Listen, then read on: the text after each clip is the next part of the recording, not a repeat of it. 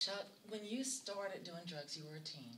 And now that you have preteens and teenagers in your family, is there anything you share with your children about your life experiences that might, help them to understand not to go there, to that place? Yes, ma'am. My children, these four here and the two older ones, Right. they've come and visited me at prison. They saw me do drugs. They saw every aspect of life that I pulled them into. Okay. And I sit down now and I do Bible studies with them. I bring them to church. Church functions are going on. They're going. I try to, and my oldest ones, the teenagers, I very much stress to them about, it's your choices that's going to dictate how your life is in the future.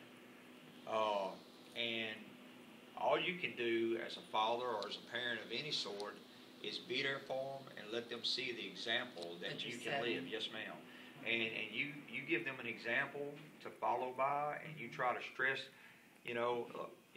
don't even, you're dealing with teenagers, so they got a mind of their own sometimes. And they'll do what they want to sometimes. So you basically have to stand your ground. You have to let them know that, look, this is what I believe. Y'all seen what I went through. I don't want you to go through this.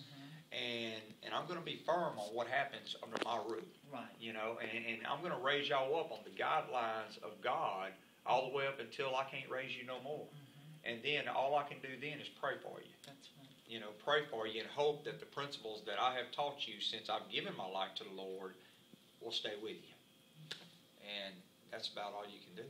Well, Chuck, that's a great guideline. I mean, that's basically what I tell my own children, because my oldest is 21.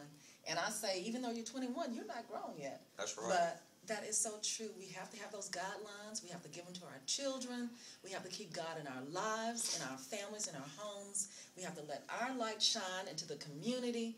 And we just have to say, there's other people watching me.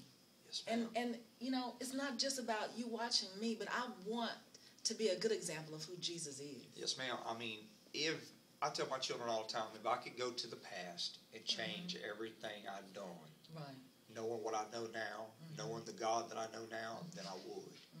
And if they don't want to go through what I had to go through, and their lives are totally different. They don't have to, their parents are together, they're praying every day, we're in church, so they've got a guideline to go by that I didn't have to go by.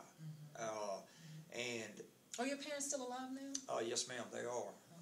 One lives in Monroe and one lives in Hesper. Okay. And,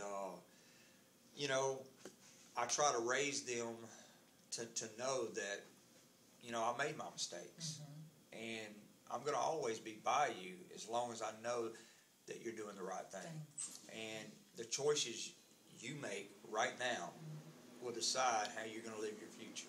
And you got a choice. You can either live it going through the hell that I went through, or you can live it serving the Lord. And, just like God says in the Bible, you choose, this day, life or death, blessings or cursings. Exactly. So we choose blessings. Yes, ma'am. We choose blessings. And this is a living witness of how the prayers of a righteous. Yes, ma'am. I mean, it just availeth much. Yes, ma'am. That's so right. I thank you for your testimony. Yes, ma'am. Thank you. I was truly blessed by your testimony today. There is a lot of people here I know who have someone in their families who may be on drugs, but you have to be specific. You have to pray and ask God to heal them. Yes, and ma'am. you have to just keep praying for them. Don't give up on them.